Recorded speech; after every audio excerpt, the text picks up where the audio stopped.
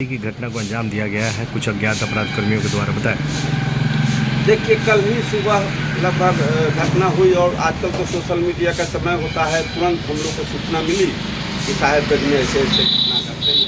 तो मैंने पूछा, लोग तो परिवार के सदस्य हैं, क्योंकि बचपन से नारायण बाबू के यहाँ इनका उना उठना बैठना परिवार के सदस्य का, हम लोग भी आते जाते थे इधर। माने हमारा साहेबगंज से जो लगाव है सब आप जानते हैं कि कहने के लिए मोहब्बत, लेकिन आत्मा साहेबगंज में बसते पत्रकारिता से लेकर तो स्वाभाविक है क्या है कि एक एक संवेदनशील चीज़ों पर हमारी यहाँ राजनीति का समय नहीं है, ऐसा पर राजनीति होने भी नहीं चाहिए। लेकिन दो तीन चीज़ मैंने देखा है कि अपराधियों की कोई जाति नहीं होती, अपराधी की अपनी एक अपराध करना उसकी लत होता है।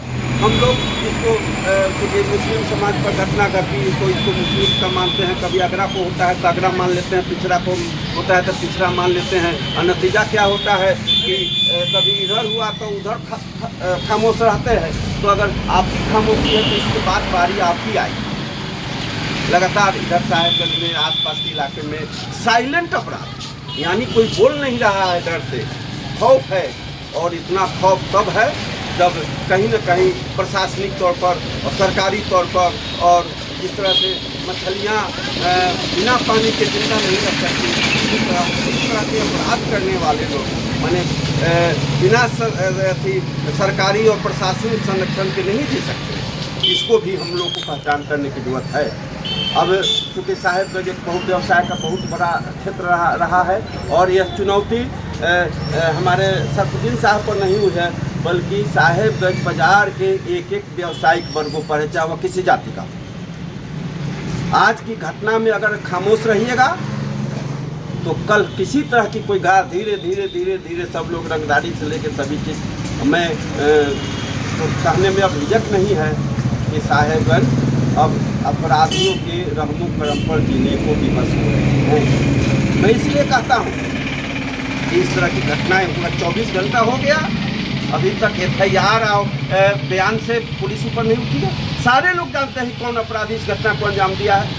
सारे लोग जानते हैं कि अब पिछले 2, 3, 4, 5 वर्षों से कौन लोग तांडव करके धीरे धीरे धीरे धीरे अपराधी रंगदारी वसूल रहा है। सभी लोग जानते हैं कि 2 महीना पहले इश्तहार छपता है। इश्तहार क्या होता है? उनको अब संरक्षण दे रहे हैं पुलिस प्रशासन। हम सरकार से मांग करते हैं, और खासतौर पर यहाँ के अब तो माननीय विधायक पहले कहते थे कि हमारी बात SSP नहीं सुनते हैं, हमारी बात सरकार नहीं सुन। अब तो सरकार बन गए।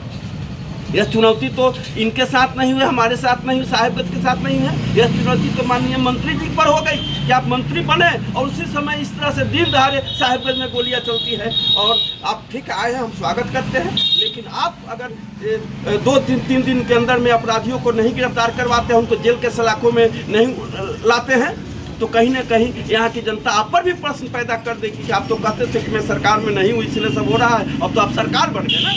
और सरकार का में जो दम होता है आपको दिखाना चाहिए। 24 घंटा के अंदर में अपराधियों को जेल के सलाखों में डालना पड़ेगा, नहीं तो यहाँ की जनता है साहेबगंज तो हमेशा जुल्म के खिलाफ, चाहे 74 का आंदोलन हो, चाहे कोई भी घटनाएं घटती है तो यहाँ हिंदू, मुस्लिम, सिख, ईसाई आपस में है, भाई भाई का जो माने नारा के साथ, और सभी व्यावसायिक वर्ग लोग, सभी जाति और दलीय सीमा से ऊपर उठकर रोड पर उतरेंगे, उसको कोई नहीं रोक सकता है। और साहेबगंज से जो कारवा चलेगा वो बिहार सरकार के लिए गले की हड्डी बन जाएगी। मैं आपके चैनल के माध्यम से बताता हूँ और बिहार सरकार को और प्रशासन को चुनौती देता हूँ, और मैं विनम्र करता हूँ कि आप अविलंब ऐसी घटनाओं को रोक लगाइए, नहीं तो साहेबगंज की जनता अब चुपचाप नहीं रहेगी, सड़क पर उतरेगी, सरकार ही जाएगी और प्रशासन को बेनकाब होना पड़ेगा। बस यह क्योंकि बहुत भाषण भूषण का समय नहीं है, इस तरह की घटनाएं अब नहीं हो, इस पर हम सभी दलों को, सभी लोगों को मिलजुल कर विचार विमर्श करना चाहिए। क्या परिचय हुआ?